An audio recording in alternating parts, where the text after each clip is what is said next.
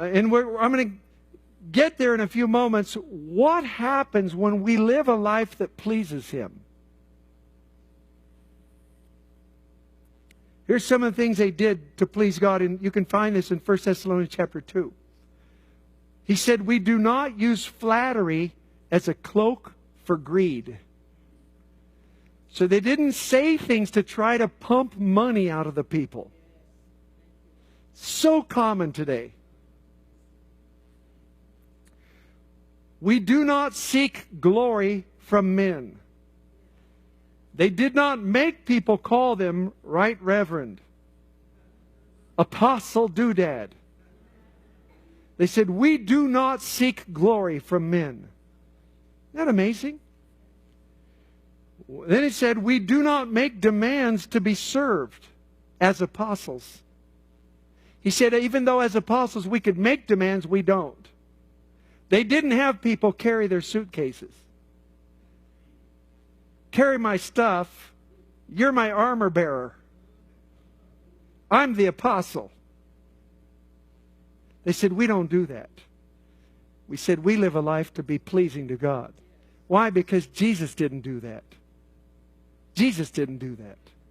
Said He made Himself of no reputation. Took the form of a bondservant.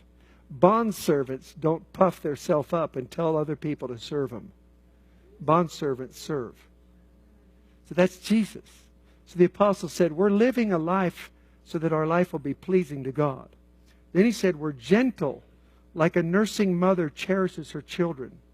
And he said, we're imparting to you not only the gospel, but our very life. We're imparting to you our life.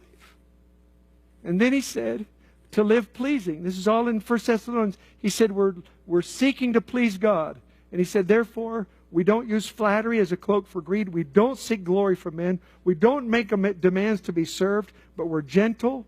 We're imparting the gospel. We're imparting our own lives. And we're laboring night and day for you. And then he said, we're living devoutly, justly, and blamelessly. The apostles sought to live a life pleasing to God. Now, the apostles also taught us how to live. 1 Thessalonians 4:1. Finally, brethren, we urge and exhort in the Lord Jesus that you should abound more and more, just as you have received from us. Now, the abounding more and more he's talking about is in love. In the end of the previous chapter, he said, I pray that you'll abound more and more in love toward all men.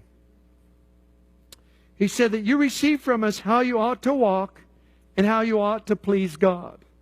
So pleasing God is how Jesus walked. Pleasing God is how Enoch walked. Pleasing God is how the apostles walked. And the apostles taught us how to walk to please Him. Now, here's what happens when we seek to live a life, not a life like, oh, I'm blessed. Now, I understand this because there were times in my life, in the past, there's times where you can get your eyes off the goal.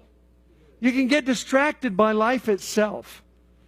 Raising kids, paying bills, doing stuff, and pretty soon we forget that we were bought with a price to glorify Him. Okay? But here's what happens. When we live a life to please God, number one, we receive back from the Lord according to the good that we've done. That's not just in the next age. It starts right now. Here's what it says in Ephesians 6. And it also is repeated in Colossians.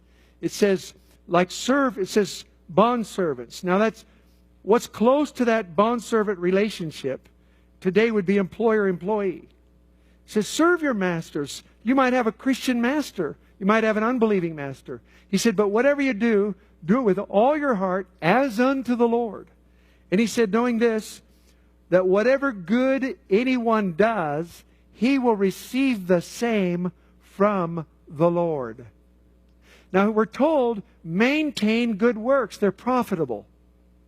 So here's one of the first things that we understand about doing good. Of course, we already said, it shines the light of Christ. It overcomes evil. It silences foolish men. But here's what doing good does. All the good that we do, willingly, joyfully, as unto the Lord, when we do good, God says, you're going to receive back from the Lord the good that you did.